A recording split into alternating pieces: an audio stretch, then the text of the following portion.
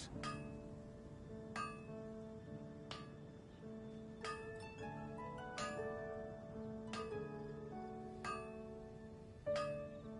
Guess we can rest a bit.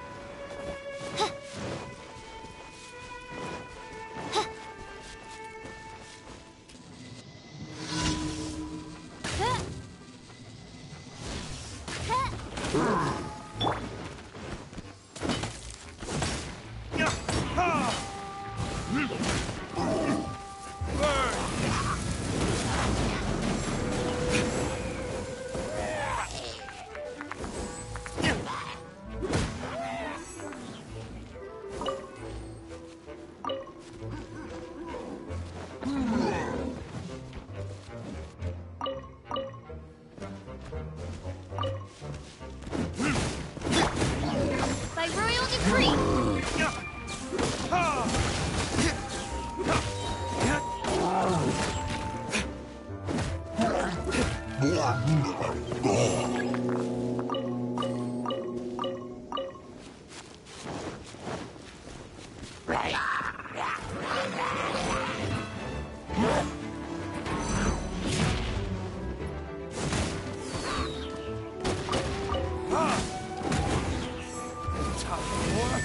Retribution!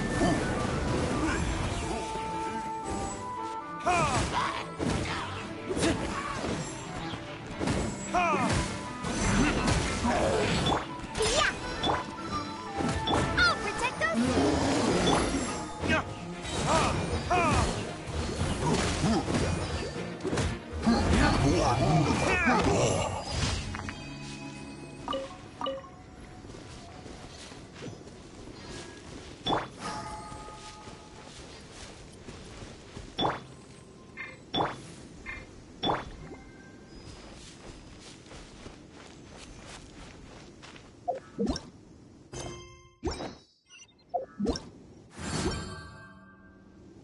I'll protect us!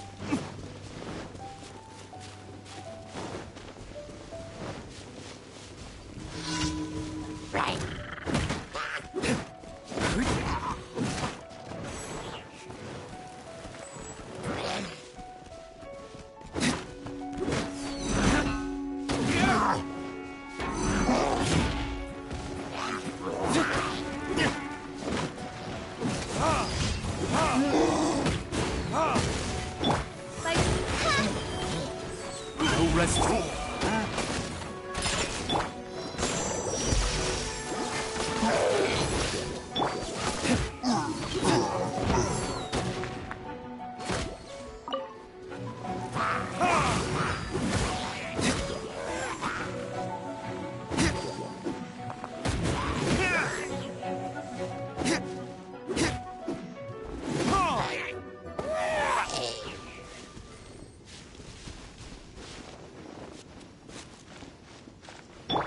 Let's dance!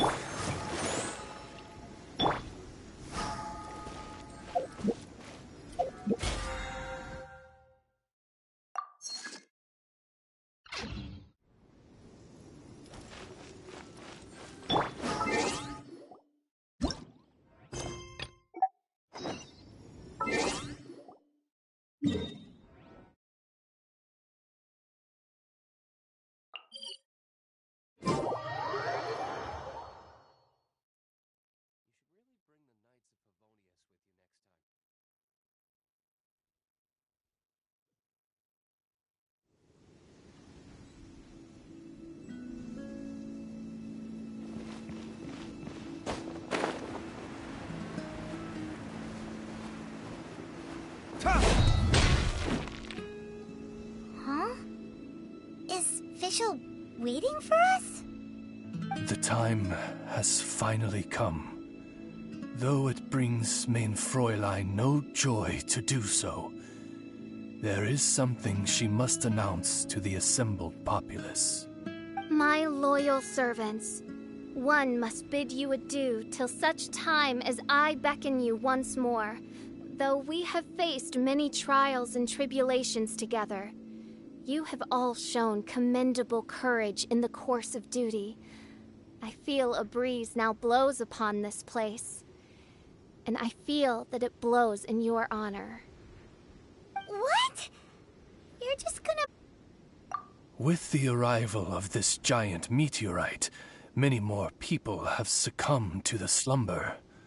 Strong as the soldiers may be, they are struggling to cope, and there is demand for volunteers everywhere we turn. Main Fräulein and I shall tend to the victims on the soldiers' behalf.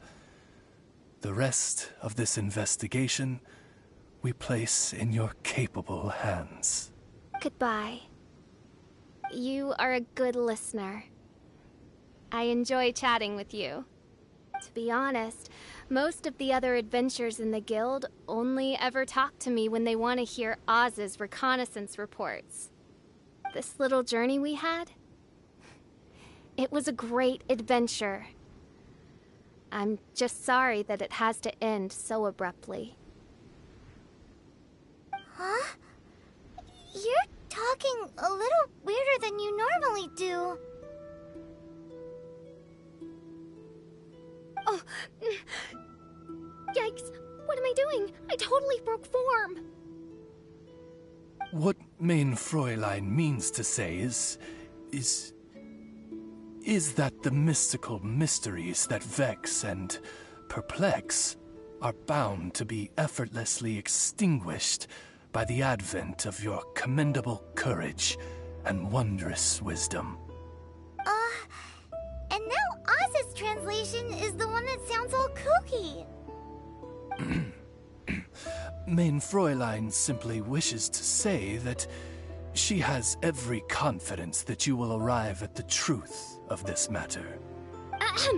Most indeed. My dear attendants, I hereby charge the Ritter der Verurteilung with leading you out from the darkness, back into the realm of light. Who are you calling your attendant? We will meet again. Once this matter is concluded, I propose that we all get a drink together. Well, now we're 2 people short. But let's not get hung up about that. The good news is I found something else out. I shaved some dust off the meteorite and used it to do another reading.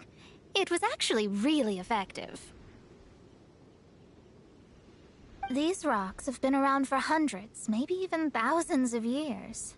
Leonard must have lived a very long time ago.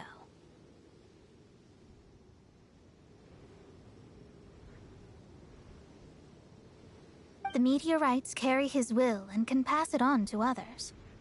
In other words, centuries on from Leonard's life, and the strength of his will is not diminished one bit. A guy from the distant past with a burning ambition to scale the highest mountain. I'd be willing to bet that he was an adventurer. Just like you. An adventurer? That does explain his obsession with mountain climbing. Our approach so far has been too passive, and time has been against us every step of the way.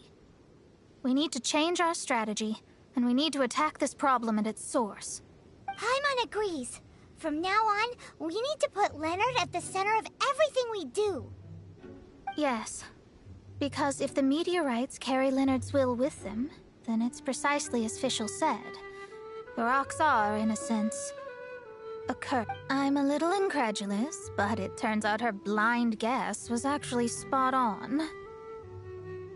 No, I'm a respectable astrologist, and I shouldn't stoop to that kind of criticism. Anyway, all we need to do now is remove the curse. Okie dokie. Since we've got a historical adventurer on our hands, Paimon thinks we should pay a visit to the Adventurers Guild.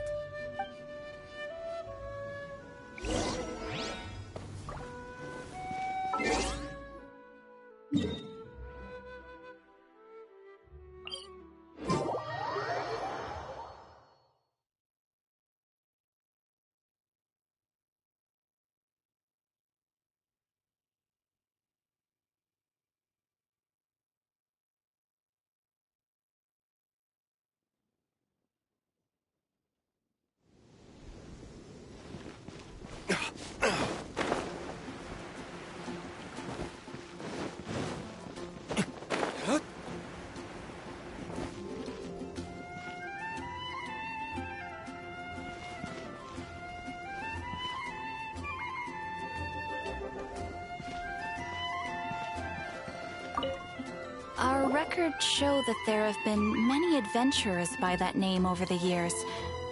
It is impossible to know which one you refer to. However, I do recall that there is a book in the library authored by someone called Leonard. Perhaps you should take a look?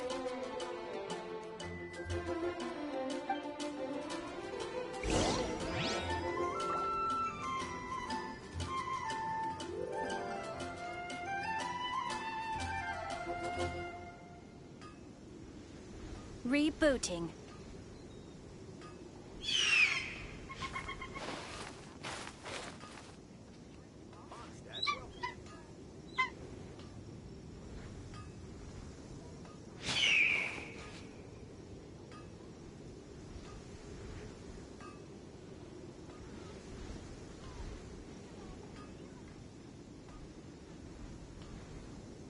I still have a lot to do at the guild. How about you take a rest while I go back?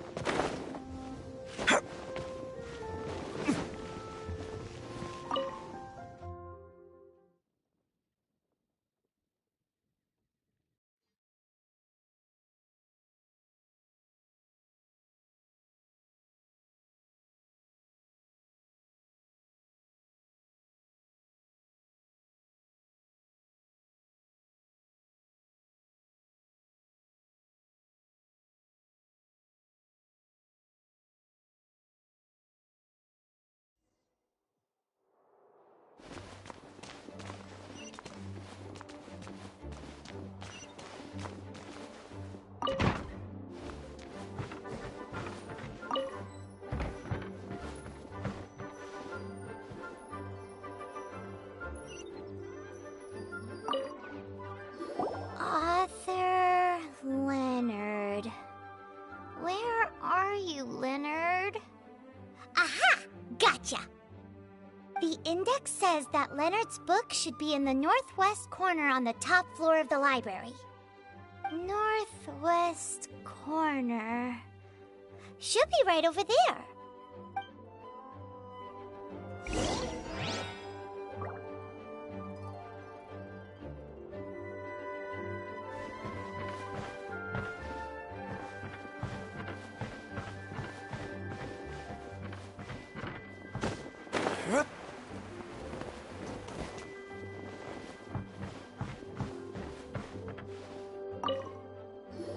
Found it! Of Mountains and Seas, a guide for adventurers written by Leonard. But the words have faded, and there are even pages missing. Paimon's got no hope of reading this. Darn. Maybe we're just wasting our time on this one. Oh, right! Yeah, Mona! She might have a better idea.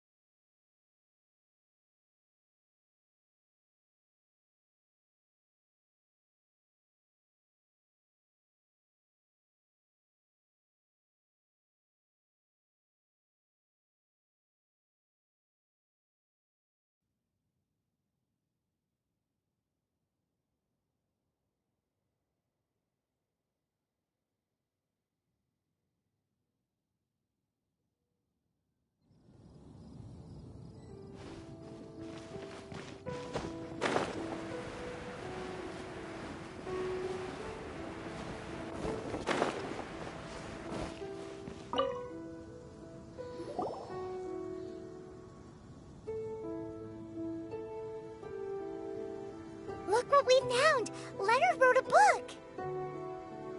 Ooh, let me see.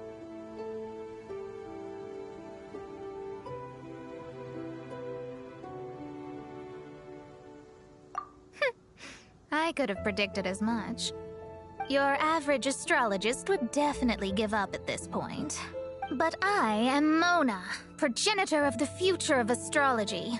Nothing. I simply need to deduce the missing portions with my astrolabe, write them in, and then decipher the text. Finished at last. So what does it say? Just as I thought. Leonard was an adventurer who lived 2,000 years ago. His lifelong dream was to reach the summit of a mountain called Pylos Peak. 2,000 years? So the constellation that caused the meteorites is from 2,000 years ago? Somehow, for some reason, this constellation was summoned down from the sky. I suspect that the Fatui have something to do with that part. Paimon thinks so too. Whenever something shady happens, you can bet the Fatui are involved. The meteorites harbor elemental energy, which radiates out and lulls people to sleep by some means akin to hypnosis. And if I'm guessing correctly, there should be some sort of core meteorite among the bunch, within which is a crystal that harbors Leonard's spirit. Well, if I were Leonard, I would want to make sure the core lands right on the snowy summit that I never made it to while I was alive. So, the core should be at the top of Pylos Peak? Where is that? Paimon's never heard of it before. It's the first I'd heard of it too. So I compared the map from the book against the current topography of Mondstadt. Apparently, Pylos Peak no longer exists. Are you trying to say that the tallest mountain Paimon's never heard of just disappeared? I once read somewhere that the Animo Archon, Barbados, once used his divine power to mobilize the winds and blow the ice and snow from the face of the earth. The whole landscape of Mondstadt was changed in the process. The mountains of that age were replaced by the vast stretch of ocean we see today. Still, a mountain that high, drop it into the ocean and it'll still leave a trace. The summit still reaches just above the water's surface, so the place known as Pylos Peak in Leonard's day is today known as Musk Reef.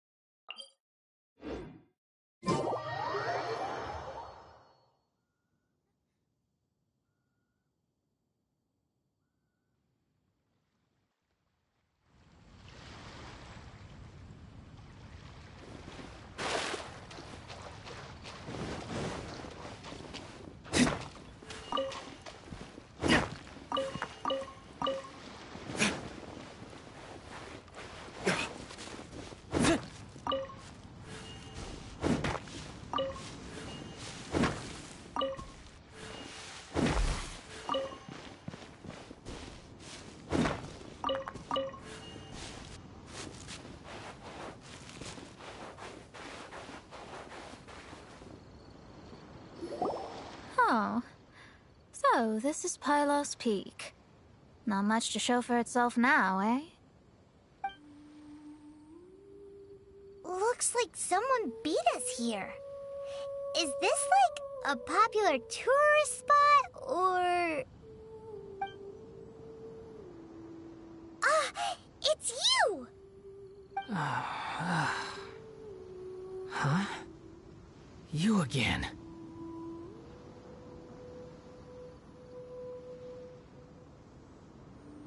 Look at the state he's in. Was he in that dream just now? He managed to extricate himself from the dream on his own strength? How is that possible? Just because you are powerless to do something does not mean that I am. You're too late anyway. I finished my research. We knew it! This was all a dirty trick by the Fatui! Save it! No more fun and games for me today. I'll come for you when I'm good and ready. You entered the dream they've all been having, didn't you? How much do you know about Leonard? Leonard? Who's Leonard? Whatever. I have bigger fish to fry. I've discovered something far more important. And far more terrifying. What? The stars. The sky. It's all a gigantic hoax. A lie. The stars are a lie. What are you talking about? Is this some kind of astrological debate between you and Mona? Because if so, surely you can come up with a better argument than the stars are a lie. Seriously, who's gonna fall for that one when you can just lift your head up at night and see them up there, twinkling away? Oh, you are so naive, it kills me. Still, can't really blame you. After all, I used to believe the same thing myself. Up until a few moments ago, that is. A few moments ago? You mean... Look, I really don't have the time to do this right now. What was the Jester thinking? He must have had some inkling of what we might discover on this mission. Would it really have been so difficult to give me a little forewarning? Well, maybe he just wanted to give me a fright. Time for me to go out and find the truth. So long, suckers. Oh, can you believe that guy? He calls us suckers and then he just trots off. No one disrespects me. No one! Ugh. Time to show them what you get when you cross world-class genius with pure, unadulterated rage. Let's move. Oz, reveal thyself! You need to hurry up!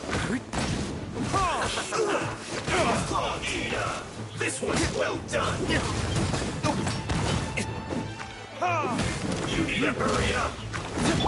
Let's dance! Unfortunate thoughts!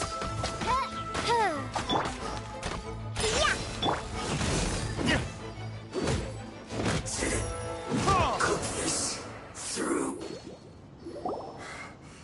Wow, you fought so fiercely. Told you. That's what happens when you disrespect me. You bet I am. Paimon, you agree too, right? Did I show those Fatui who's boss or what? Sure did. Without you here, those guys would have caused us a whole lot more trouble. See? How do you like that, Harbinger? Scumbag. He seemed genuinely shaken, though. I don't think he was lying. I was always taught to talk about the false sky during astrological readings. Could there be more to such phrases than I have been led to believe? I digress. Come on, let's finish the job we came to do.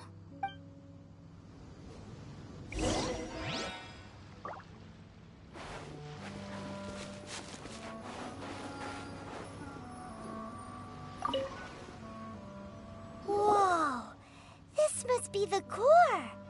It looks totally different from all the other meteorites. It's way more shiny.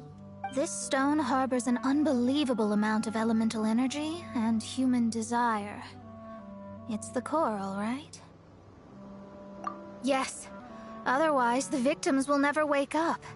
This core is the root cause of everything that has happened.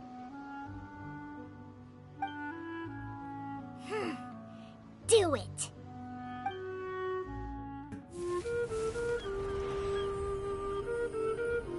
With ropes, we can scale mountains. With boats, we can sail the seas.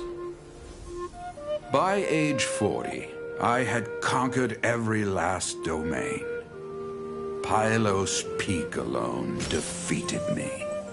As an adventurer, and well, maybe in other ways too. Now I am approaching the end of my life. Many times I have sat and stared up at that peak as the boundless snow slowly engulfed me. It is a beast without weakness, the merciless face of the world. It fills me with fear. And when an adventurer loses courage, they can no longer climb mountains. My mountaineering days may be over, but I have a greater ambition now. Humans create tools to conquer nature, and when nature conquers them in return, they create better tools. Where our legs cannot take us, maybe our tools can. And when tools fail us, perhaps wings can carry us instead.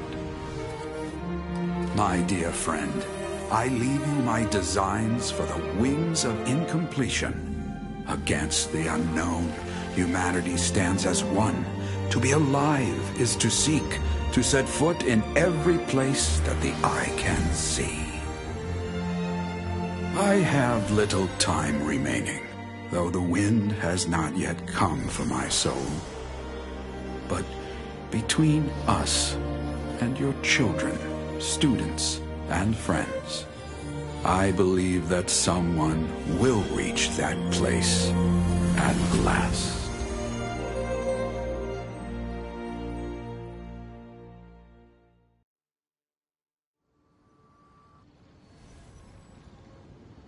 Wow.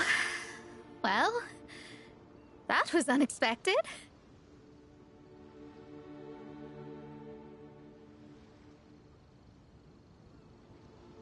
Who would have thought that human will can survive in the skies for millennia on end?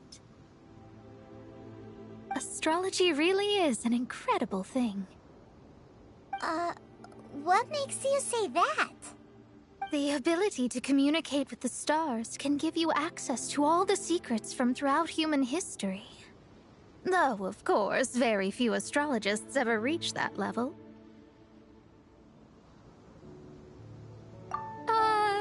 What's with the formal tone all of a sudden? And speaking of formal tone, what is the deal with that girl, Fischl? She's a curious one. Paimon thinks so too. She's so... how to put this? Yeah. Although, if you think about it, seems she was right all along. Is she one of these people who uses the wrong method but still gets the right answer? You may well be right. Even so, Paimon thinks that the most surprising thing of all was how Pylos Peak turned into a teeny tiny little island. A mountain of yesteryear now sits as an island in the sea. Almost anyone from Mondstadt could reach it now, just by jumping in a boat. In other words, everyone can climb Pylos Peak now. Do you think Leonard would be happy about it? The situation with Pylos Peak might be a bit of a shock. But now, with the help of the Animal Archon, the people of Mondstadt are able to glide. With wings, people can travel further and higher than ever before and explore new and unknown places. The victims should finally start waking up now that we've dealt with the core. And we have finally finished our commission from the Adventurers Guild.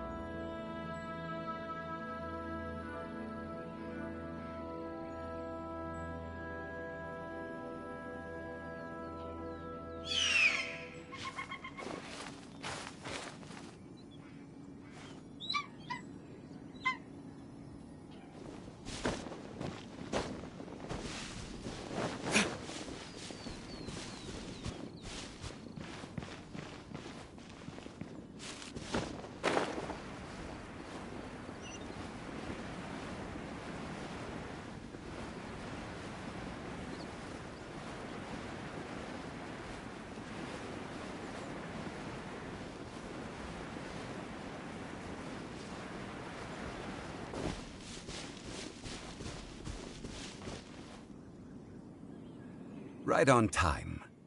I myself only arrived moments ago. Did you enjoy your visit to the Jade Chamber?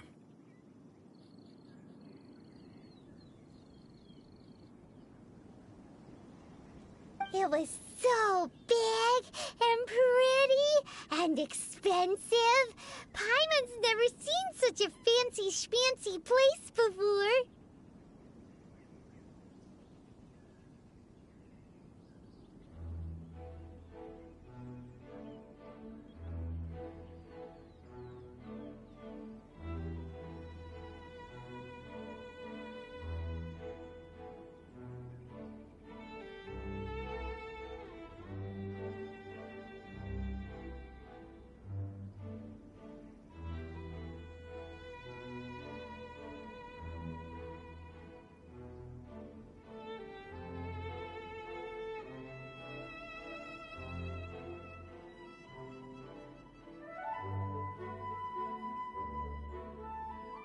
Indeed. It's second to none in all of Liyue. Then you met with Ningguang, I trust? What did you talk about with her? She's super rich and so generous. Paimon thinks she's very friendly.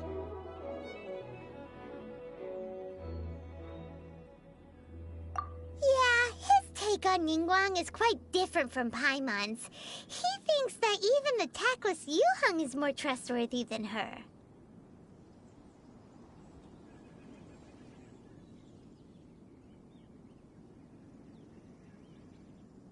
Oh, so you also met with Keqing then? What did she have to say?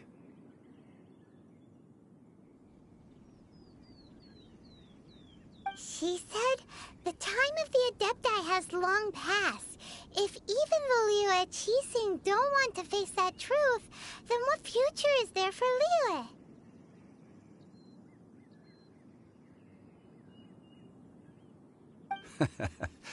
No respect for the divine. Indeed, contrary to the ever-bold Keqing, Ningguang is more of a businesswoman at heart, though they are both members of the Qixing.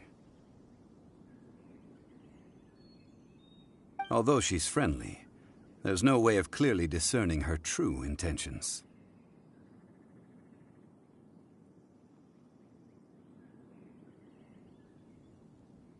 Yes, she has only relied on herself to rise to her current position. No ordinary person could ever achieve that. It's said that she's the one behind the constant expansion of the Jade Chamber. It's the second most important thing to her. Even if she ever gave up the position of Tianquan, she would never give up the Jade Chamber.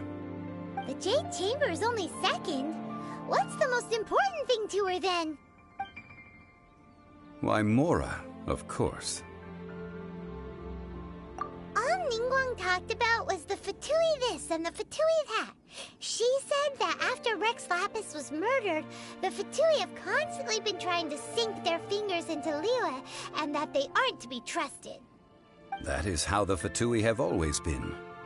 It doesn't surprise me in the least.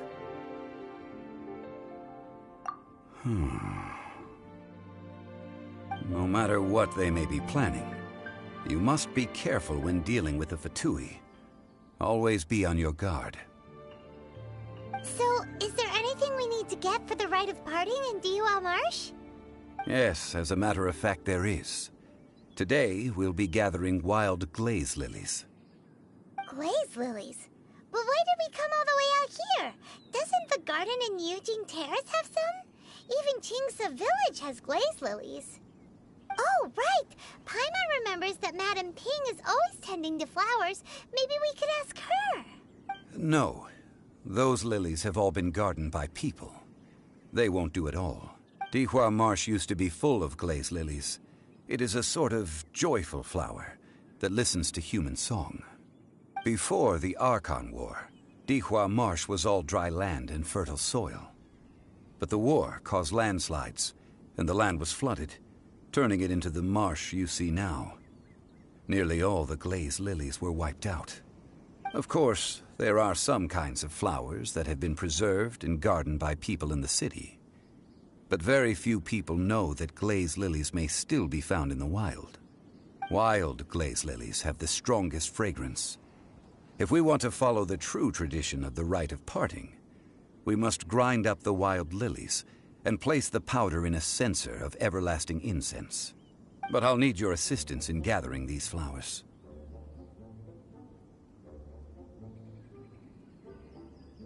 No, I need you to sing to them. Singing to the flowers will make them more fragrant. So how good is your singing? Really?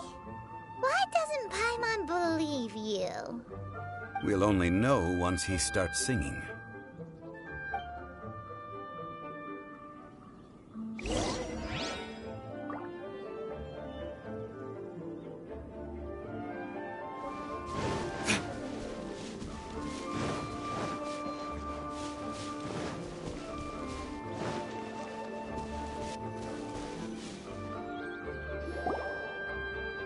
It's time to sing, whenever you're ready.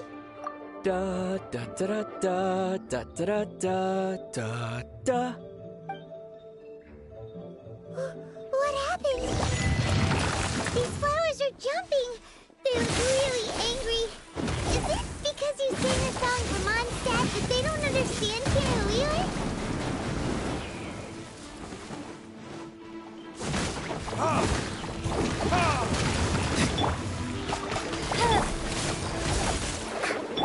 I'll protect us!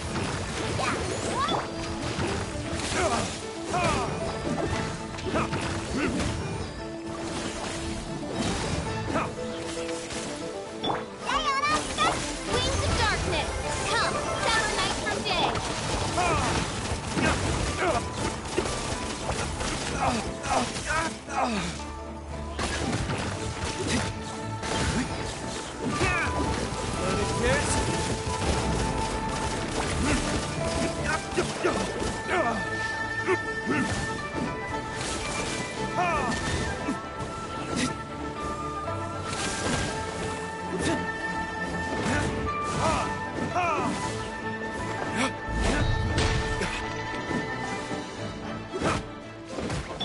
By royal decree!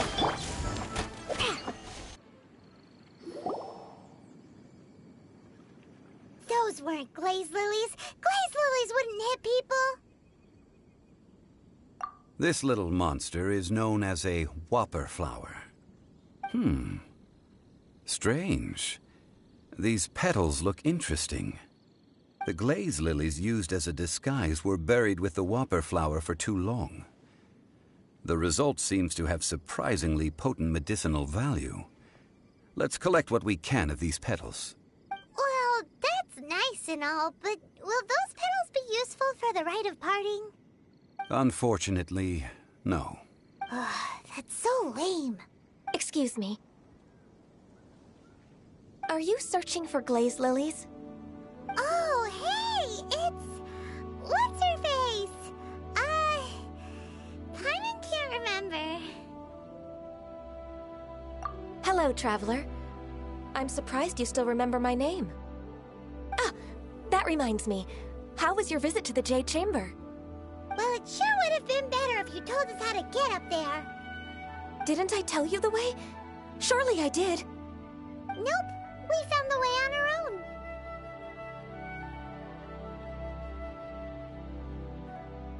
Oh, I see. Uh-oh. I guess I really did forget to tell them. Something seems a little off about Ganyu. She's acting different from the first time we met. Where's her serious attitude now? Ah, well, I met you at that time as an emissary of the Tianquan. But now, I am simply out on a stroll to see the flowers. You came all the way out here to see the flowers? Why not just enjoy the gardens of the city? Yujing Terrace is where Rex Lapis parted from this world. If I strolled through those lonely gardens now, I wouldn't be able to bear it. Whenever my duties take me near Yujing Terrace these days, I draw the windows to block my view of the gardens. Oh, sorry. brought it up. No, it's quite all right. I just haven't processed my emotions yet.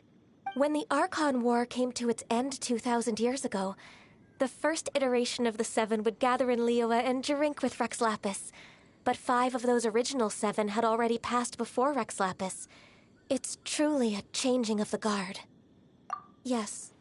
Now that the spirit of Rex Lapis has returned to the heavens, only Barbados of Mondstadt remains of the first 7. The other 5, including Inazuma's Raiden Shogun, are no longer the same friends from 2,000 years ago. Of the current 7 Archons, the youngest is Sumeru's God of Dendro. He is merely 500 years old, whereas Rex Lapis was more than 6,000 years old at the time of his passing. This means that Liyue had been under Rex Lapis's rule from the moment it was first founded 3,700 years ago. The city has never had to bid farewell to its deity. So what do you think of this farewell? Huh? This is a little sudden. As a mortal, I've never dared to imagine a Liyue without Rex Lapis. But as an Adeptus, I think I will eventually come to grips with reality. Since Rex Lapis has passed, the time of Liyue's contract with the gods and Adepti has now reached its end. Huh? Did you just say, as an Adeptus? Yes, I am a mix of human and Chilean. Adeptus blood flows through my veins. I fought for Rex Lapis and the city of Liyue during the Archon War. After the war ended, I signed a contract with Rex Lapis and took the position as secretary for the Qixing. I've continued those duties to this very day.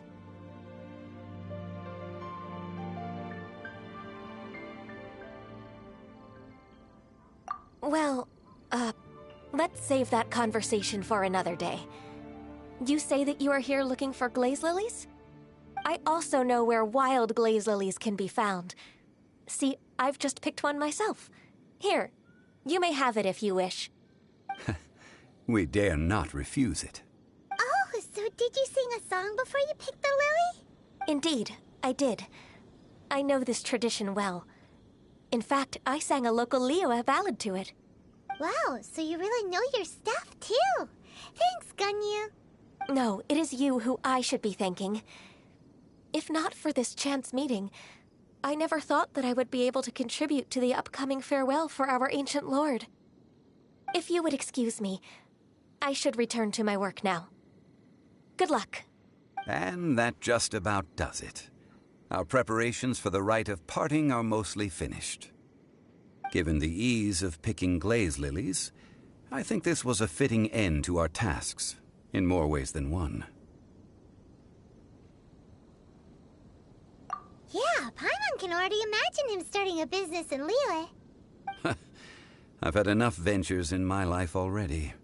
Beginning a new undertaking is always difficult at first, and requires no small amount of effort. And once business is at full steam, the stress of it all only wears away at you over time. So you must be careful to take the time to step back and re-examine yourself. If left unchecked, the wear and tear on your heart may go well past mending. Wow. See? Zhongli sounds like he's already seen it all. Alright, I think it's about time we head back to Liyue Harbor now.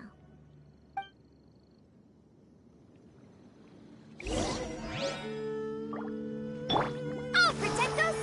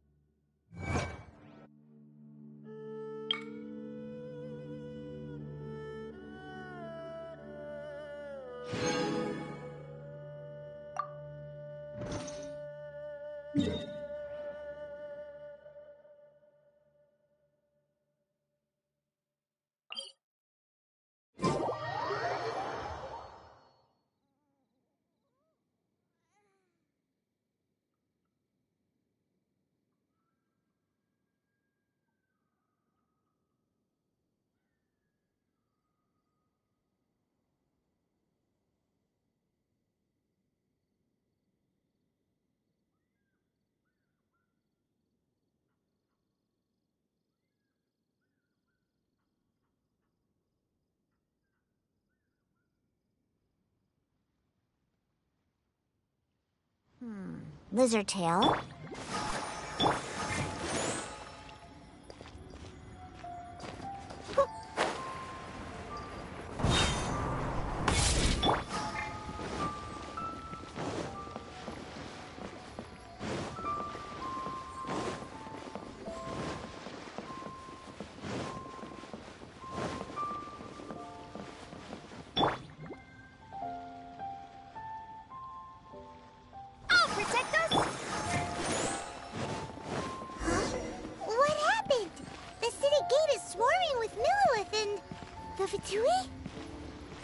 This atmosphere is highly abnormal. It seems as though something big has happened. We should ask around a little, just to be safe.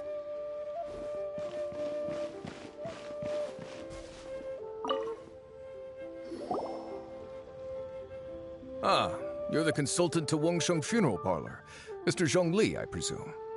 The Millilith are watching our every move now. These are desperate times. We mustn't act rashly. Desperate times? The Adepti of Joyun Karst are finally on the move. Do they intend to exercise force? Most likely. I've heard that some members of the Qixing have already gone to meet them. Well, I say meet, but it's more like they're attempting to stall the Adepti outside the city. However, both sides were quite obstinate and hit an impasse. It seems inevitable, given the current situation. The Adepti do not acknowledge the Qixing. They only acknowledge the contracts of the Geo-Archon. If the two sides come to blows, Liyue Harbor will be in no position to stop them. Surely the Liyue Qixing are not the sort to give in so easily. Their boneheadedness is known throughout the lands.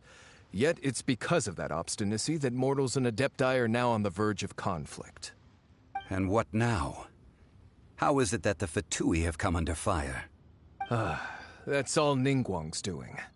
She proclaimed that in these tumultuous times, the Millilith must rein in the actions of the Fatui. Only now do they want to start keeping tabs on us? That's the Qixing for you. Anyway, Mr. Zhongli, you're one of Child's close associates. Please understand that your actions will reflect on us. Don't let anyone catch you off guard. It looks like things are about to boil over in Liyue Harbor. Do you intend to use your neutral identity as an intermediary between both sides? Or will you use your sword to turn the balance? Neither path is an easy one. Oh, by the way, Mr. Zhongli, we've heard that the Wangsheng Funeral Parlor has also been caught up in all of this. They're currently squaring off with the authorities at the gates. Things are taking a turn for the worse. I'm afraid I must leave now to handle things back at Wangsheng Funeral Parlor. I hope that Master Hu has been able to keep things under control for the moment. Consider your next course of action carefully, Traveler.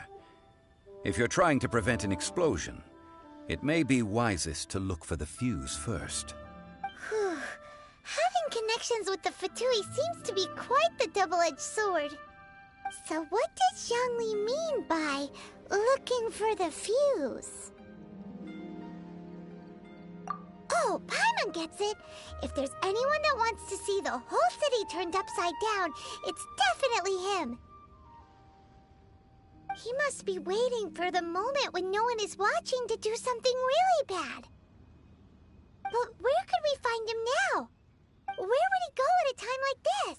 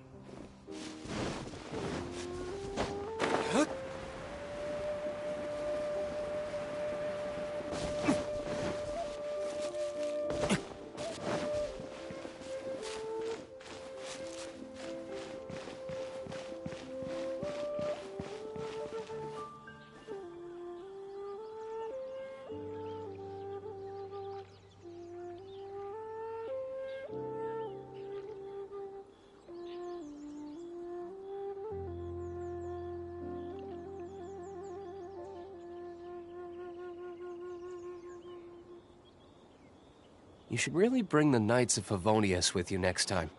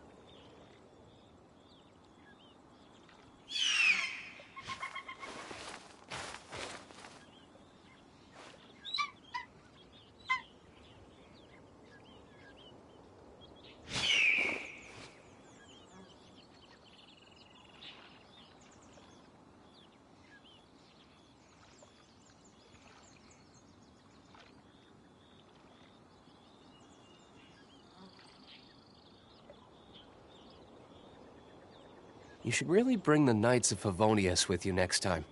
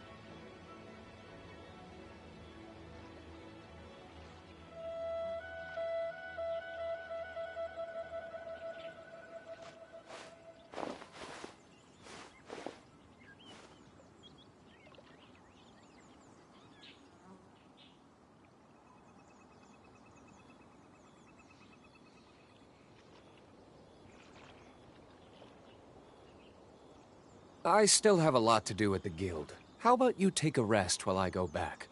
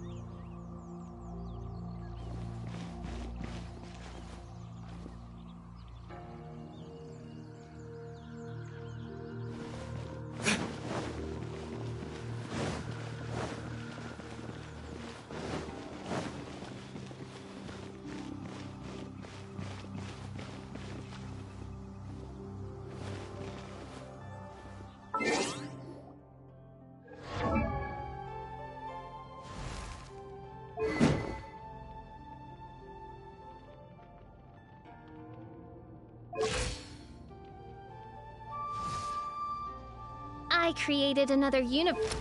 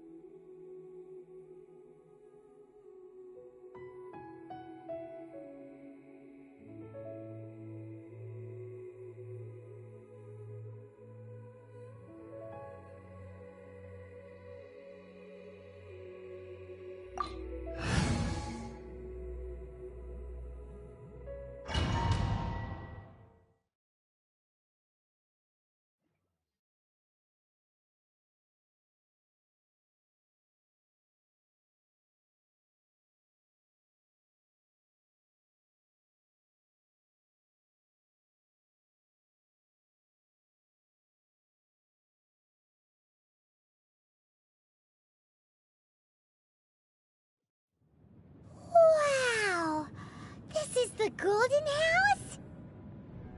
It looked impressive enough from the outside, but who would have guessed that it was even fancier on the inside? And so full of Mora.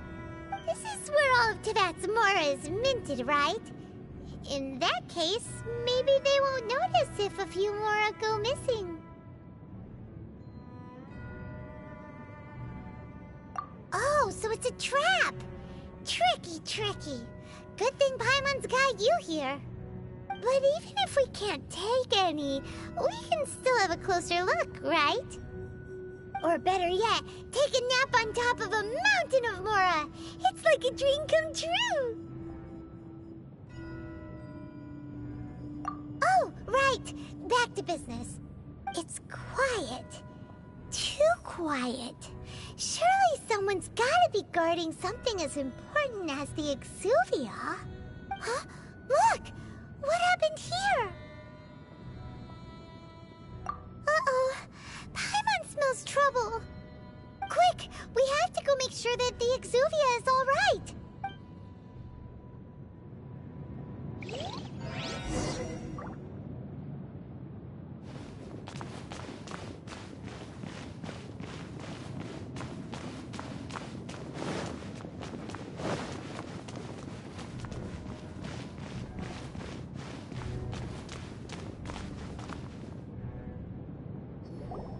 You've already fulfilled your task as guides, so why do you still linger here? Haven't you already seen enough trouble for today? Huh? Who's there? If you were Fatui, I imagine that you would be entitled to a generous reward from the Tsaritsa herself. But now, you're nothing but dross, and you're in my way.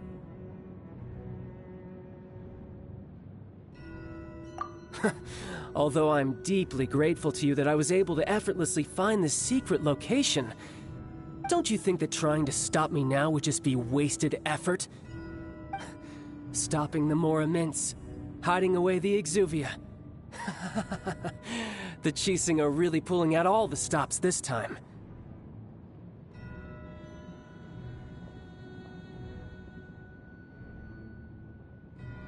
So you've been planning to take the Gnosis from inside the Exuvia all along?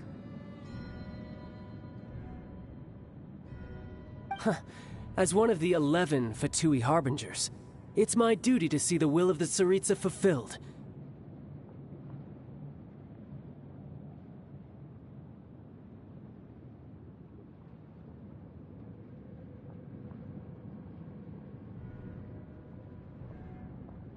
She will get that which she desires. I'm not asking for your blessing, and there's nothing you can do to stop me anyway. The time for discussion and diplomacy has already passed. I mean, if it were up to me, I would have skipped that stage to begin with. But I'm willing to do as the Tsaritsa deems fit.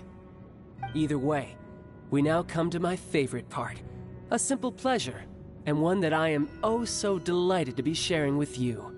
The battle. Battle? So you're the type that goes looking for trouble, huh? You could say that. When Signora offended the deities outside the cathedral in Mondstadt, she swiftly left the scene once her mission was accomplished. Instead of confronting you directly, she chose to rely on the snow and ice to make her escape. She wouldn't want the knights to come running towards the sound of battle now, would she? When she faces a worthy opponent, she will prioritize her mission, weigh the outcomes, and consider the consequences of her actions. But as for me, the greatest pleasure of being a Harbinger lies in crossing blades with strong opponents. We won't let what happened in Mondstadt ever happen again! Oh, so you intend to fight me? Good. I won't kill you, Traveler. I'll just play along, to feel the thrill of battle. Besides, you could never defeat me, not even in your wildest dreams. But hey, try to relish the fight anyway, because if you ask me, without that, what else is there?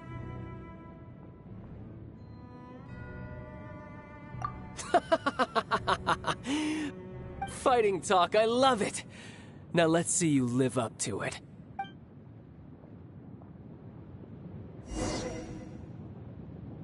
This chance is hard to come by. So show me all you've got.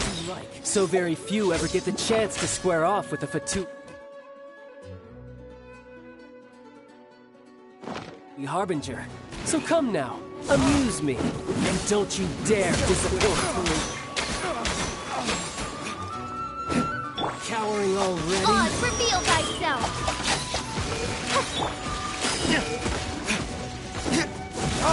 A fine opportunity. Let the show Try begin! this. I'm a rock!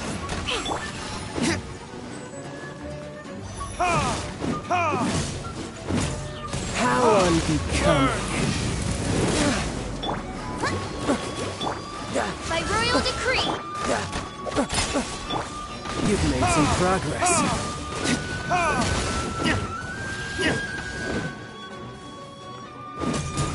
Not bad, not bad.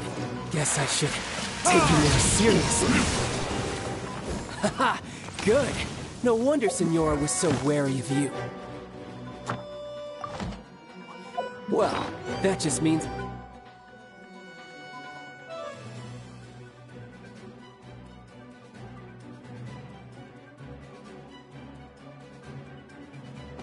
I can go all out. Brace yourself. This is about to get tough. Now, show me what you can do against the might of a Harbinger.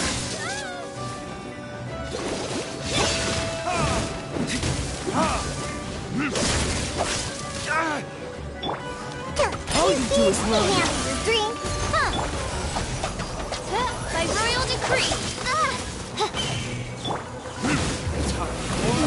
Retribution!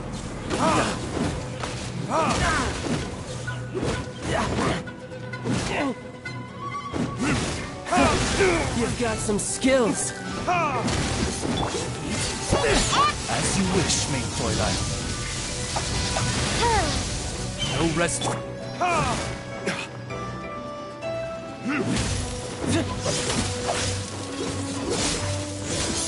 Let's dance! I'll crush you.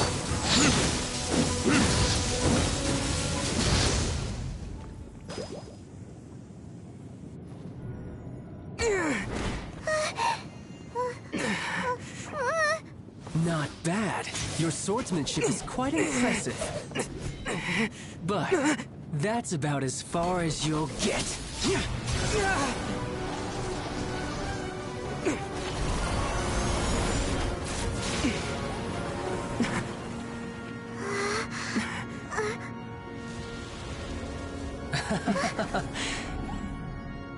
Didn't think you had that card hidden up your sleeve. You were just playing us to get close to the Exuvia!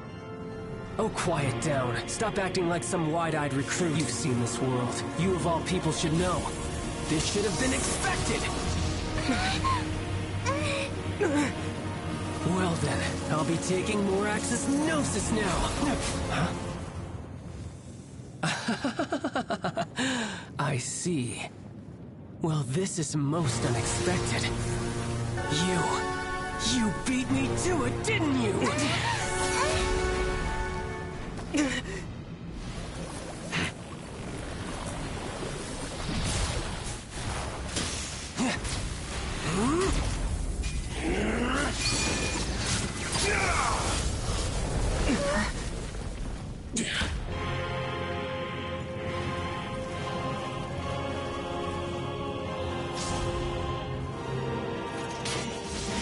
Not bad. But this is going to cost you!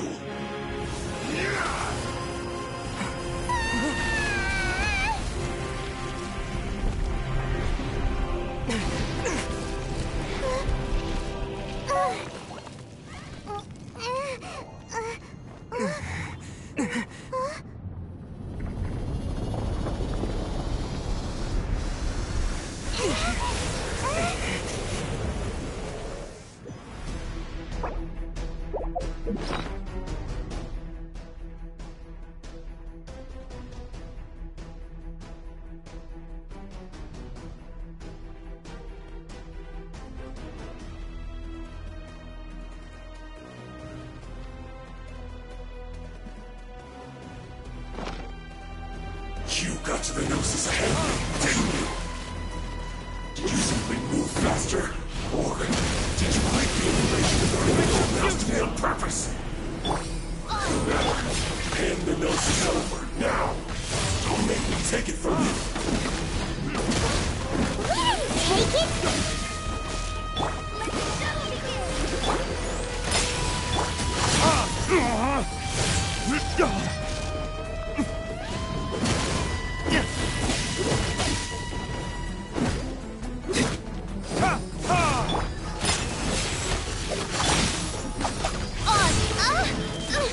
Insubordinate! No rest.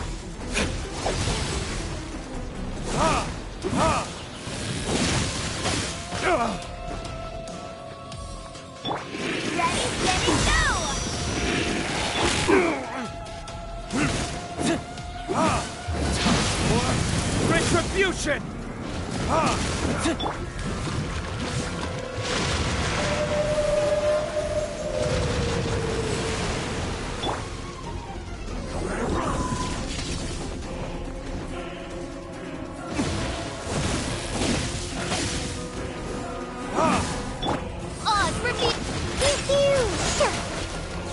I'll protect us!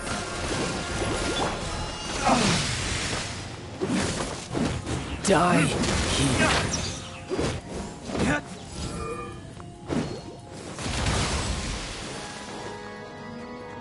Look at you, Boo Down!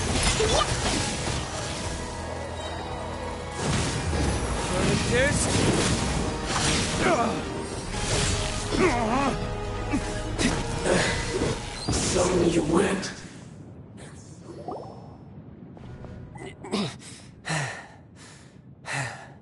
Look! Child's back to normal again! Well then, time to cool off. It seems the burden of the foul legacy transformation was too great for my body. I lacked the opportunity to think this through. And now that I consider the matter more carefully, you never had any chance of beating me to the Gnosis. You had no connection to the Gnosis, no matter where it had been taken. That's what we've been trying to tell you! We didn't take it! Your show of ability today far surpasses that of Signora's initial assessment of you in Mondstadt. Tell me, how could that be? You already know the answer, don't you? I can see it in your eyes. But if that is a secret you wish to keep, I guess I'll just have to curb my curiosity. This battle has already left me satisfied. Anyone who strives as I do to grow stronger shall be called a friend, even if our friendship can only be shown in battle against one another. Pretty sure that's not the normal way to make friends. Unfortunately, I must bring this amiable conversation to an end. My quest still beckons. Given that the Gnosis wasn't taken by anyone, then we must look once again to the beginning. Perhaps it was never in the Exuvia to begin with. In fact, it might be that the Exuvia was just a diversion of sorts. What? So you mean that... Yes, it appears so. Interesting to say the least. It seems that the guardian deity of the capital of commerce is also well versed in little maneuvers beyond the boundaries of contracts. As such, we must now look to our backup plan. Backup plan? I had hoped it would never come to this. I absolutely detest working with those who are weaker than I. The truth is, the world belongs to those of us who desire to become strong. I seldom willingly mingle with any dull and boring weaklings who think otherwise. Unfortunately, children must all learn to eat their vegetables sometime. So what are you planning to do? I will awaken the god that lies dormant beneath Guyon's stone forest. A god? Osial, overlord of the Vortex, who was defeated by Morax, the Geo-Archon in the Archon War, and who has remained pinned beneath the waves by the Geo-Archon's stone spears ever since. If such an ancient god were to be unleashed upon Liyue Harbor, defenseless without the protection of its deity, do you think the cunning Rex Lapis would just stand aloof and watch the ensuing destruction? But the Archon War ended 2,000 years ago. How can an ancient god appear in a world now overseen by the Seven? Simple. I've already prepared the means to awaken it. Hey! Those are sigils of permission! Oh, Paimon remembers now! The Fatui have been researching them! Indeed. The one that was given to you was just a byproduct of our research. With the power of so many sigils of permission concentrated in one place, along with that which was bestowed upon me as a harbinger by our Tsaritsa, breaking the subduing might of the Geo-Archon spears for a time should be no obstacle. Using the powers of ancient gods in such a situation fails to interest me, and is largely against my principles. But knowing that such an action will not only force the Geo-Archon to show its hand, but you as well, that makes matters a little more intriguing.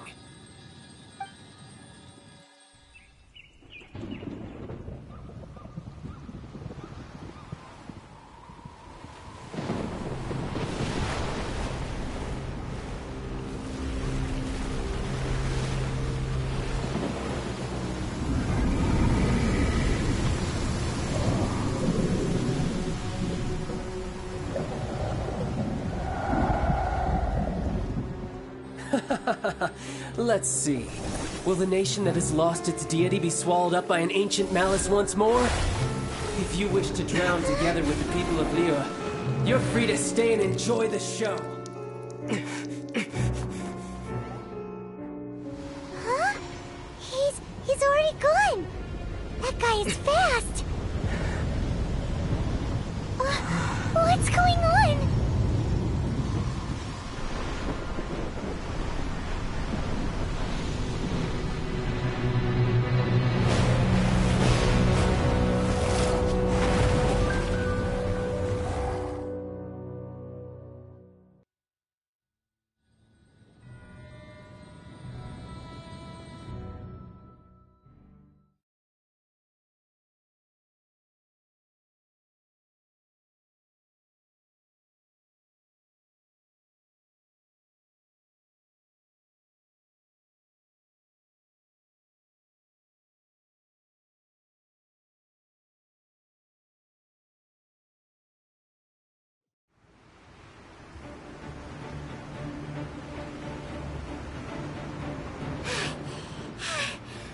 Exhausted.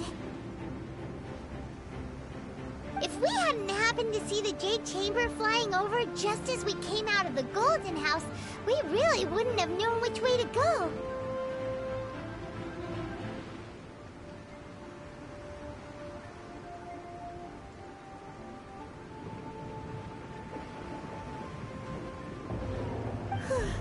Did we make it in time?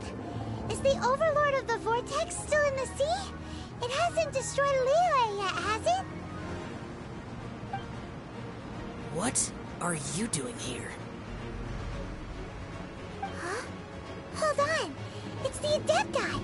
What are you doing on the Jade Chamber? Paimon thought you were arguing with the Qixing. Is the fighting over?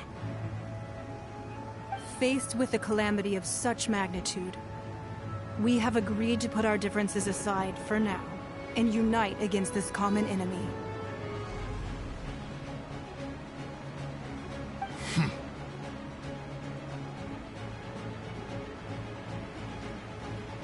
Oh, Paimon gets it.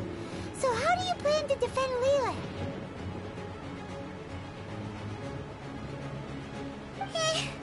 Just seeing this Overlord of the Vortex guy puts a pit in Paimon's tummy, even from all the way out here.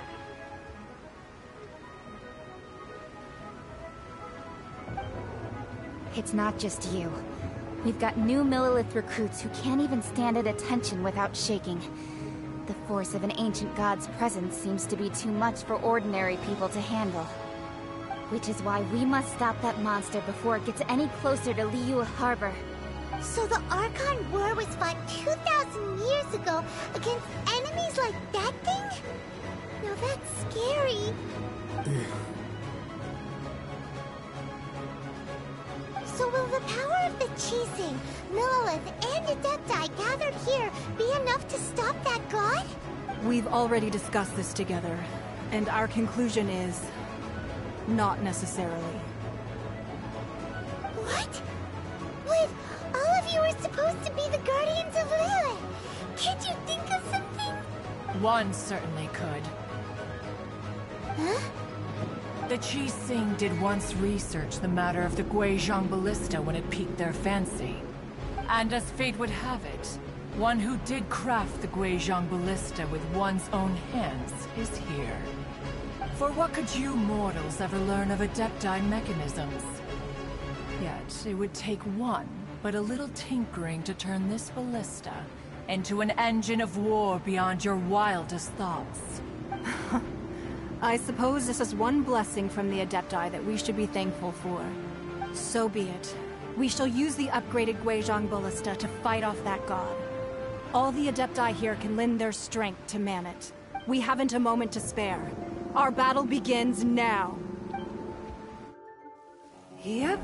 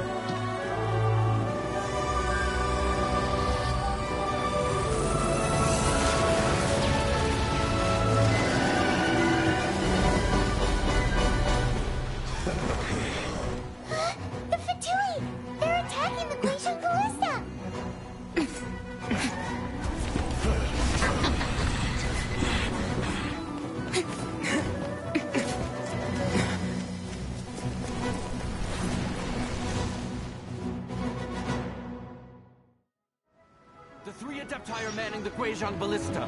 Do not let the Fatui disturb their work! All able Millilith, with me! Let's go help too! We Adepti have not faced a god in several millennia. Let one see what you're made of then.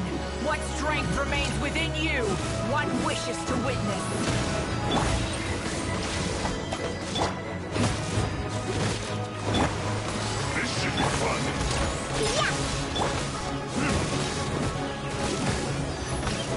My duty.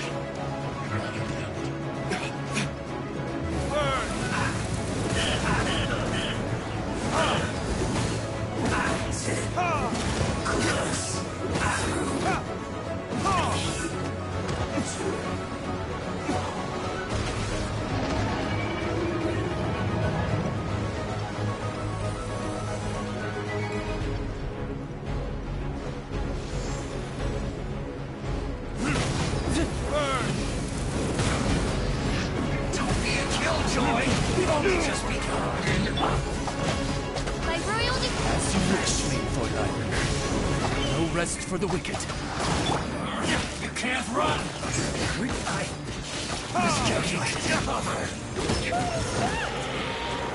That is Osial's divine power. I am very familiar with it. Be careful not to get hit.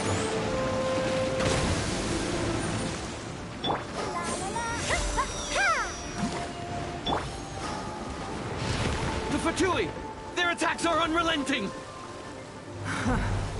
How dare you. Snezhnai's diplomats will answer for this afterward. Every last one.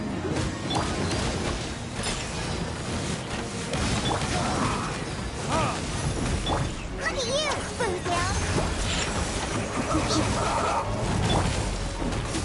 The ancient god's attacking again! There are so many between too! Were you about to say we can't hold them, children?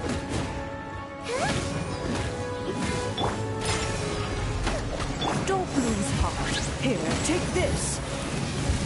This is Deptal energy. That light from your body. It's like the tiny giant cars. Wow, it's Madame Ping's shockwave. This granny's really strong.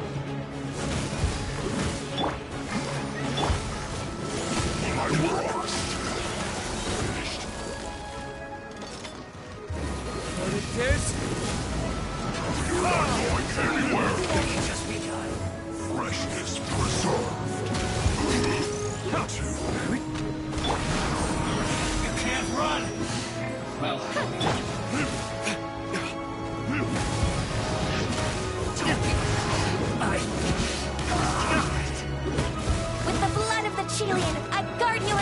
evil. Cast your fear of injury by the wayside and fight with all your might. I too did this during the Archon War. The business begun is like in a fight. My name means swiftness. Take my power and run as I do. We're going too fast!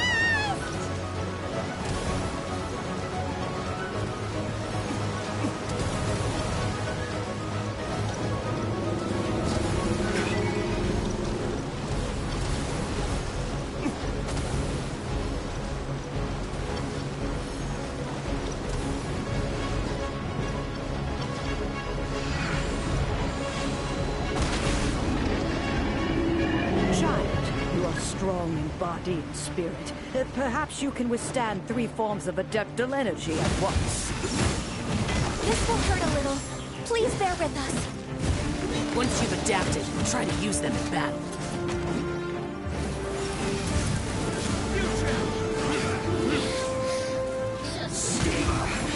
I guess this is it.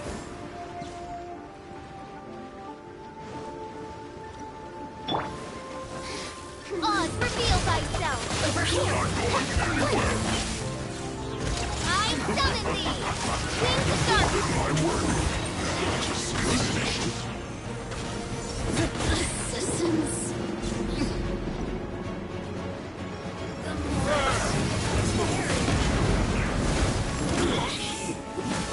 Exercise caution. I fear that the god's power has reached its peak. In other words, if we hold here, there's nothing worse to come, right?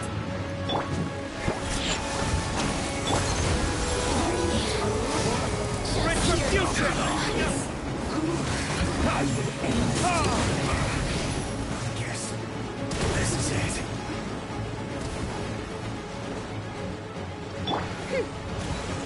Wings of darkness! Come, sever night from day!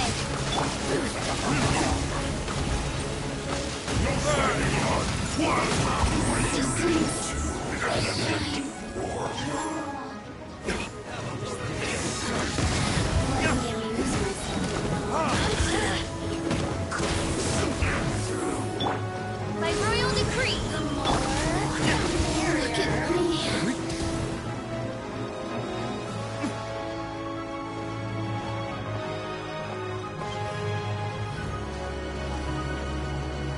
Blink! The Fatui's numbers are thinning! Fight on, comrades! Once we finish this lot off, the Adepti will be able to deal with the god in peace.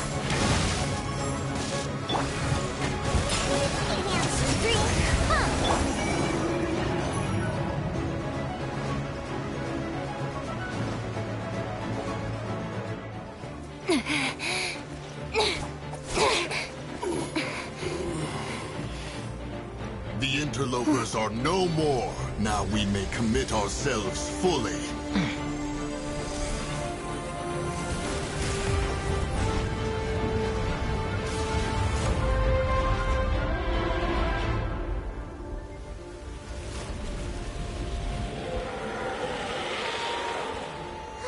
It's working! We just need to keep this up!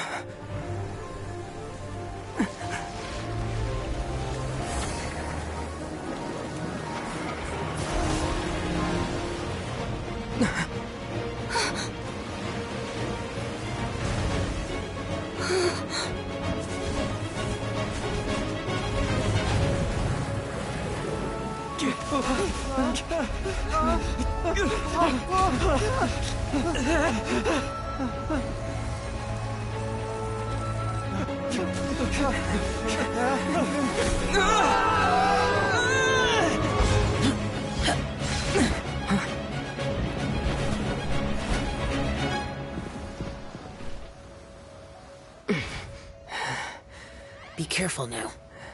The Guizhong Ballista is destroyed.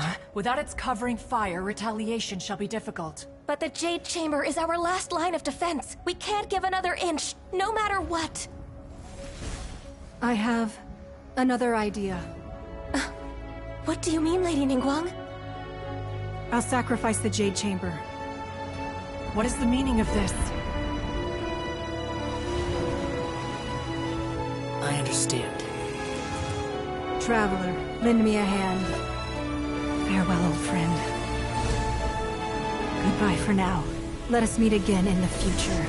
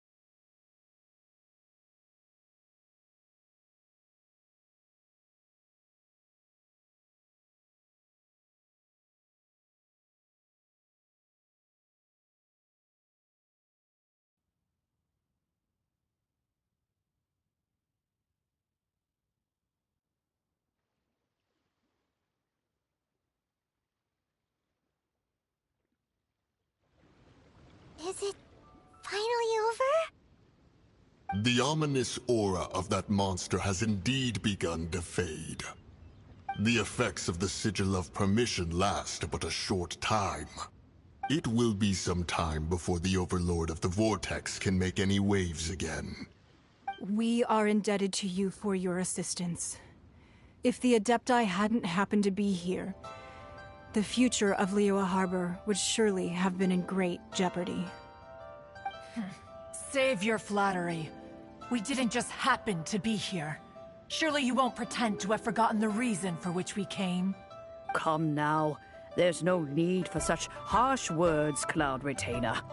I've heard that when Ningguang began learning to do business, she had already started setting aside part of her then limited income in preparation for building the Jade Chamber. At first, it was only the size of a small room, but with continued expansion, it has become the palace that lies before you now. It is a testament to Ningguang's entire life, both as a businesswoman and as the backbone of the Liyue Qixing. Seeing the Jade Chamber destroyed in the defense of Liyue means much to her. To me, such cooperation and sacrifice deserves at least some recognition, don't you agree? Well, I was really hoping you would say that such sacrifice could at least be used as some leverage in our negotiations. Thank you all for hearing me out. We know very well why the Adepti came here today. But please forgive us. We cannot yield to your wishes. Oh? 3,700 years. According to our records, the Adepti signed a contract with Rex Lapis to protect Liyue 3,700 years ago. Even to this very day, Liyue and its lands have stood the test of time, immovable as stone, just as it was thousands of years before. This is truly no small feat. But that does not mean that the Liyue of today is the same city as it was all those years ago. Do not merely cast your protective gaze upon the land. Instead, focus your sights on our city and each of the citizens that dwell within it. Are you questioning our means of protecting Liyue? I mean no offense. I simply hope that our Adepti forebears would see Liyue in a new light. Forebears, you say? One doubts you would be fit to be part of such a lineage. This morning, Rex Lapis appeared to me in a dream. What? In the dream, I yearned to tell him that we Qixing, though mortal, are equally bound to the contract. Each passing generation of the Qixing leaves many things of value to be inherited by the next generation. I also thought to tell him how the past generations of Qixing had strove under his rule to survive in our mortal world, establishing a network of contracts which has since come to be known as trade. But I dared not speak. I could only gaze at him in silence until the moment I awoke. Oh, Ningguang. Yet another perspective. What are you trying to say, Outlander?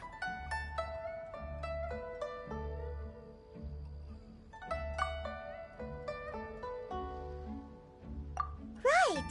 That's something that happened in Mondstadt. It's a story about the Four Winds and the people of the Animal Archon. The Animal Archon sought to quell the strife between the two sides, because he believed that such conflict would only scar the hearts of both, and that nothing good would come of it. Each of the 7 nations has its own scars from the past. Though your point is the very height of simplicity. As Adepti, we've become a laughingstock, to be chastised thus by an outlander who has lent us such succor. All right, all right. Didn't Ningguang suggest that we should focus on the city and each of its citizens? I know I already have, so why not see for yourselves? I apologize for appearing in full armor. I am afraid I cannot show the proper courtesies. And who are you? I am Feng Yan, a sergeant of the Millelith. I have come to extend my thanks to the Adepti. I thought this battle would perhaps be my last. But thanks to the aid of the Adepti, our forces were not as badly battered as I feared we might be. Although I am a mere mortal soldier, I promise to hold the line and never betray the grace given to us by the illuminated Adepti this day. Huh? Why does everyone look so down? Didn't we just beat that big monster? Weren't you frightened, dear? It was quite the predicament. I wasn't afraid. All the strong Millelith guards were there, and those powerful heroes with their visions were there. Everyone was there. When danger is near, everyone always protects me. And the rest of the time, they make fun toys and tasty snacks and loads of things that make the harbor so pretty. Thanks for protecting Liyue Harbor. Please come visit us for the next lantern rite. Unfortunately, we wouldn't be able to participate. Huh? Because we are Adepti. Oh, okay. It must be hard being an Adeptus. Aww. You see, this is what Liyue is like today. The country of contracts is grateful to the Adepti for their protection, but it is no longer necessary for the city to rely on the Adepti's power to solve every little niggling matter. Although their blood is weak, there is still strength to be found in those we call mortals. The time of contracts between gods and Liyue has long since passed. Now is the time of contracts between Liyue and its people.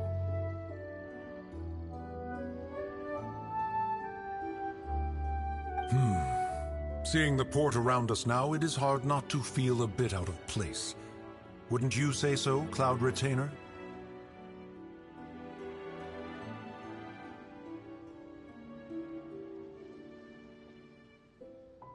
Your line of inquiry is askew. One did not spearhead this expedition to Liyue Harbor. Seems like the Adepti have had a change of heart.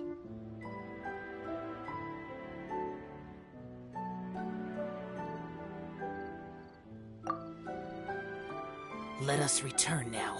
Eager to leave, Conqueror of Demons. Yes, one understands what the Conqueror of Demons means. The city of Liyue has changed much after our long separation. One fears that by the time one finally grasps the new contracts of Liyue, you humans would have once again changed the place beyond recognition. Fair enough. Away we shall. and return whence we came.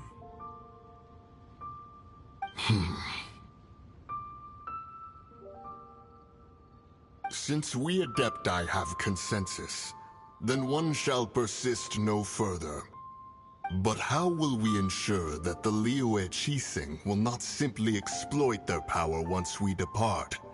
In my view, that is still a thing to be guarded against. All right, Mooncarver, you needn't worry. It seems to me that this right of supervision is best left to the people of Liyue. Looks like the conflict between humans and Adepti was avoided. All's well that ends well, huh? Oh, right! It's nice that we've got peace and all, but we're forgetting one thing. Child wanted to unleash the god so he could lure Rex Lapis out. But we were able to handle the Overlord of the Vortex on our own. So Rex Lapis never showed up. Oh, and speaking of that, don't we still need to get to the bottom of that Archon's death, too?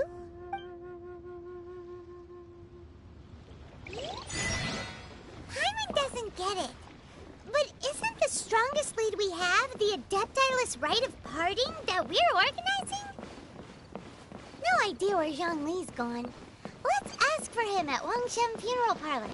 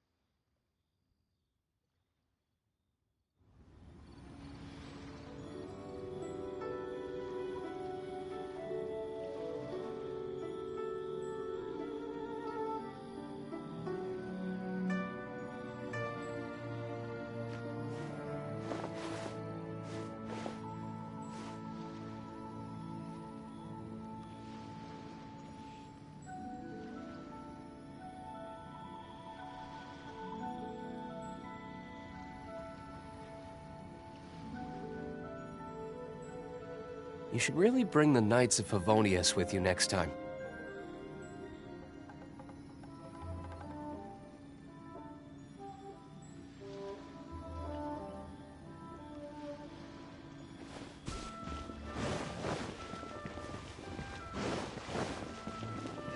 What are you staring for?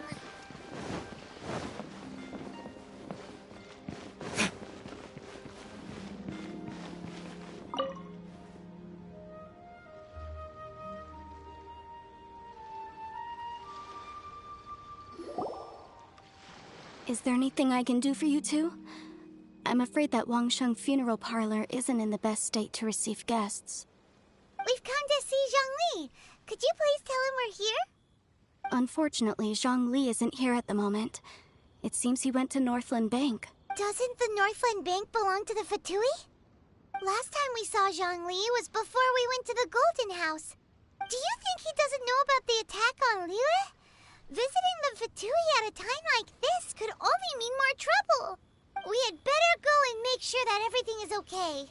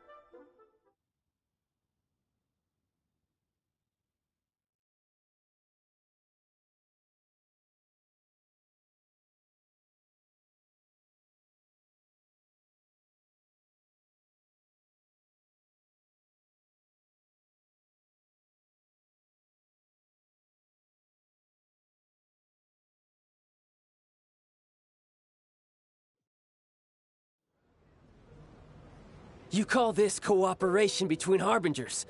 Cooperation involves communication, you know. Don't take it to heart, child. Besides, aren't you happy that you got to skip the formalities and bring chaos to the land? I'm sure you must have enjoyed that. Oh, it seems that some of your friends have arrived. Hey, it's Zhongli and Child. And you! You're also one of the Harbingers? It's you two. I believe we've met once before. In the city of Bards, was it? I'm glad you still remember my name. Ah, right. I imagine that it must have been rather hard to forget watching helplessly as something precious was snatched away from your friend. No, don't let her get to you! You've yet to gather the powers of all 7 elements, and our last battle at the Golden House was almost more than you could handle. So it might be best to keep things peaceful this time, seeing that 2 of the Harbingers are here. Well, if it isn't you two. This is our first time seeing each other since Liyue was nearly wiped off the map. This is certainly a bit awkward, wouldn't you say? Paimon knew that we should never have trusted a Fatui Harbinger. Oh, now don't say that. Sure, I may have misled you, but I never had anything against you personally. Besides, I thought we were getting along quite well together, didn't you? Except for that little tussle we had at the end. Nothing personal. We just have different views, that's all. Of course, you may very well hold this against me, but that's up to you. The real deceivers here are Senora and Zhongli. Curse them for leading me on. So actually, I think... Stop wasting time, child. There'll be plenty of time to chat once I'm through here. You remember the agreement, Morax. Now, if you would be so kind. The Gnosis, please. What in the world are you talking about? The contract is fulfilled.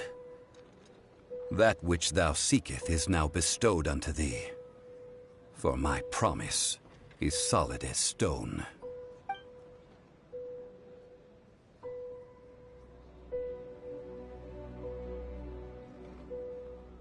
How sanctimonious. What? So you're the Lord of Chio? No, wait!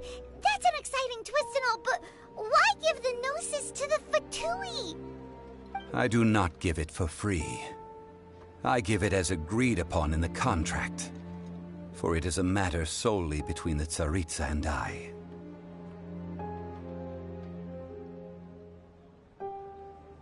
Yeah, you don't think you went a little bit too far with that whole fake death thing? Everyone was preparing the ceremony for you, and splat! This big dragon falls out of the sky, and all of Liyue goes into an uproar. Talk about a disaster. Gathering all the forces that had been bubbling behind the scenes, and then stirring them together in a pot that was bound to boil over. That's what he wanted to see, am I right? Wait, what? Perhaps it's best that I explain. As you know, I've dwelt upon this world for more than 6,000 years. I witnessed the founding of Liyue, together with the Adepti 3,700 years ago. Even boulders that can withstand whirlpools will erode with the passing of time.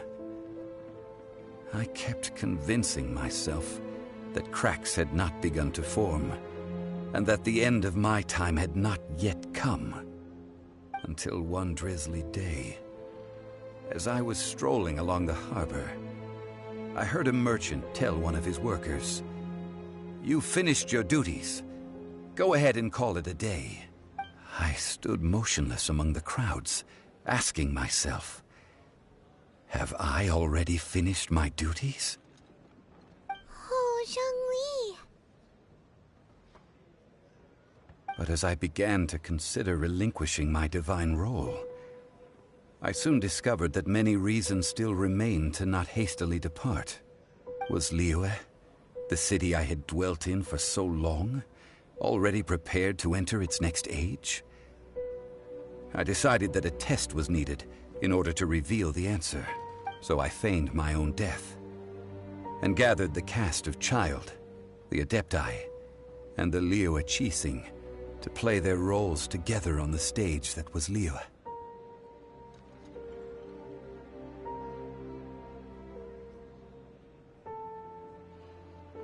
Indeed I was. The Gnosis, which I had kept for so many years, suddenly seemed to have lost its meaning. That's right. Which is why I continued to safeguard the Gnosis until now. So you mean that if the chaos ever reached the point of no return, you would simply appear and use your divine powers to bring Liyue back under control? Of course, and it would have been all too easy for him too. Just as a child quickly matures after losing their parents, so has Liyue matured when faced with the death of its deity. I was pleasantly surprised with the finale of the show that you all put on. Why, you even deserved an encore. The Adepti deserve the greatest applause, considering their years of seclusion. They hardly recognized the city, yet faced with such a crisis, they exerted the greatest amount of restraint. Not only did they manage to cooperate with the Qixing, but in the end, they even tried to understand the heart of the people. And hats off to the emissary dispatched by the Cryo-Archon to fulfill our contract, Signora. She managed to keep everything she knew in strict confidence, far from the eavesdropping ears of her colleague Child, just as I had requested. All the while, I carried on as Zhongli, and fulfilled the traditions of Liyue in this mortal form. Thank you for walking that path with me, Traveler. These things were all a part of my script. The only unforeseen plot twist was the conduct of the Liyue Qixing. I had expected them to do no more than the Adepti, to come to the defense of Liyue. But when all was said and done, they seized the opportunity to supplant Liyue's divine protectors, and used the subsequent power vacuum left by my death to quickly gain complete control of Liyue. Huh? That doesn't sound good at all! On the contrary, I think it is excellent. I had always feared that it was too soon for them to take over from me, and it was also that which I longed for the most. As such, this is the best parting gift anyone could have given this god of old. Hey, what about me? Doesn't anyone feel the least bit of remorse for deceiving me? You've practically kept me in the dark! I think that thanks would be more appropriate. You certainly played no small part in all of this, wreaking havoc and turning the city upside down. The Lord of Geo ought to thank you for your performance, if anything.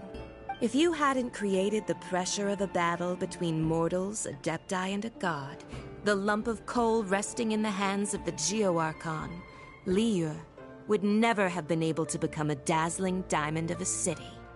Huh? Just whose side are you on, mocking me like that? Are you itching for a fight?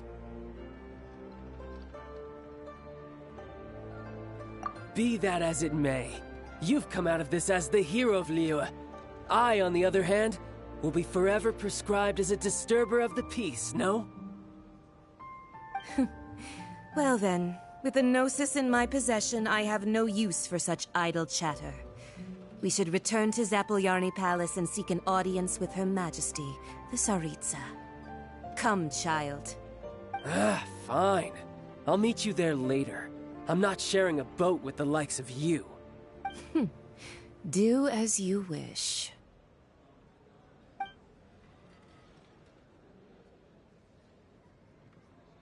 Now then, is there anything else you wish to ask me?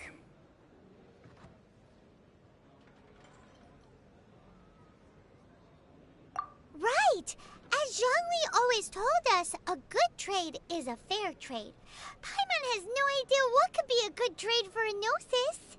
Realistically speaking, there is no such thing. Huh? However, I am the god of contracts.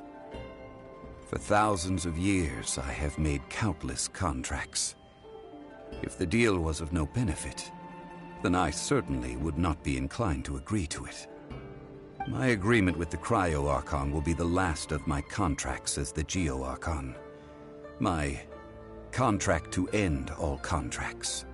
As for the bargaining chip that the Tsaritsa used to balance the scales, uncover that answer for yourself in your future journeys.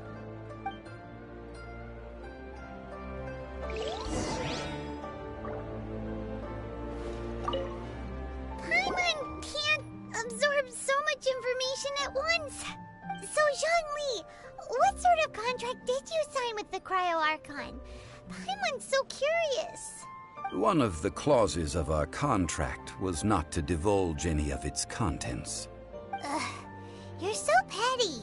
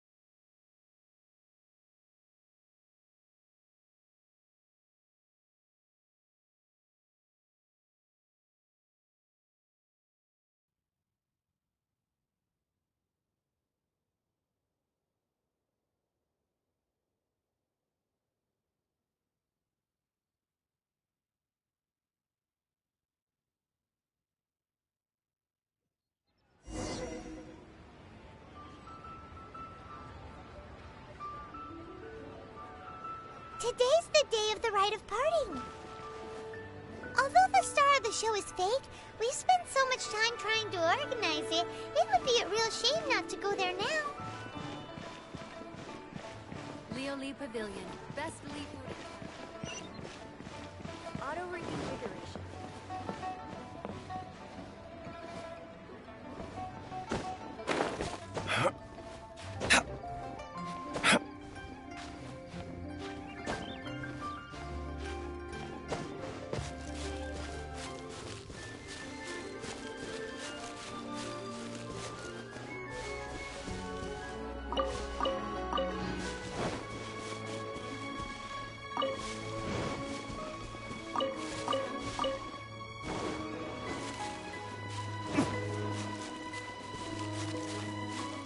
You know that god from the ocean couldn't have just shown up out of nowhere.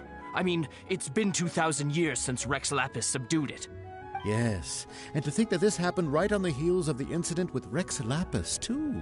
Say, do you think the person who assassinated our lord and released that evil god might have been one and the same? Now that you mention it, that's very possible. Yes, it's very possible indeed. I mean, it all fits together. That person must have colluded with the evil god to harm Rex Lapis. Oh, that wicked, black-hearted scoundrel. Still, what sort of supernatural prowess must this person possess to be able to do such things? I have never heard of such a person in all my years. Ah, forget it. Guessing's no use to us. Look, the Millilith over there looks like he's about to make an announcement. Let's hear what the Ministry of Civil Affairs has to say first.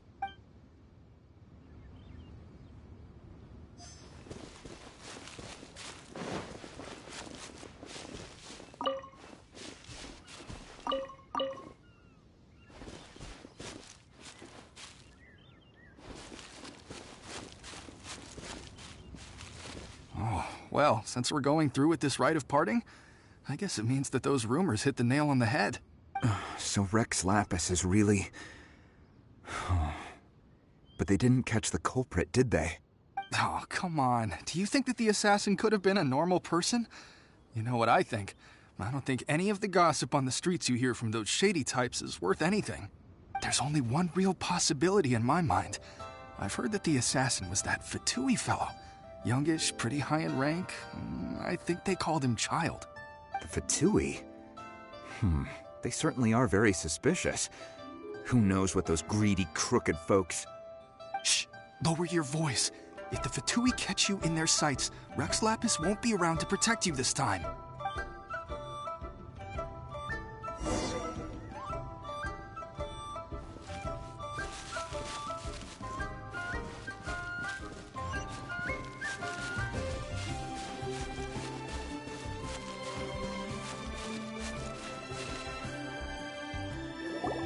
Hear ye all!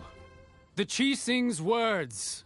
Though a dragon soars ageless as the mountains, it too must return to dust. This is common knowledge. Gods and Adepti live glorious lives, but both light and shadow have their season. So too must they face divinely appointed trials. Rumors and hearsay abound on the streets that Rex Lapis was murdered. Now, let the truth be revealed. Having been thwarted in his trial, Rex Lapis's soul has recouped the celestial heights. He beseeches the people of Liyue to grieve not and to let not their hearts be saddened. Nor are they to believe street-born rumors or indulge in baseless speculation.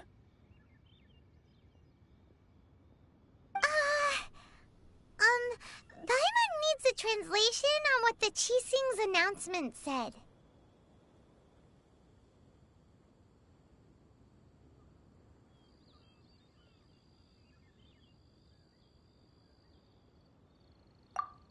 So that's how they're spinning it.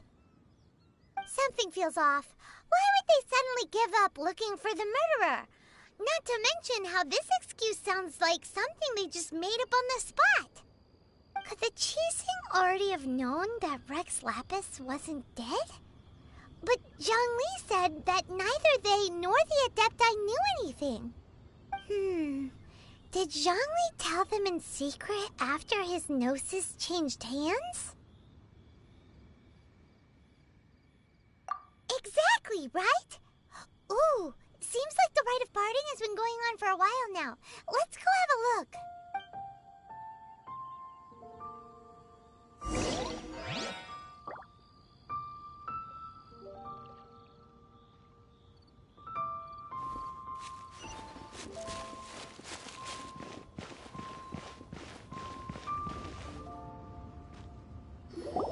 Look, it's Ningguang and Keqing.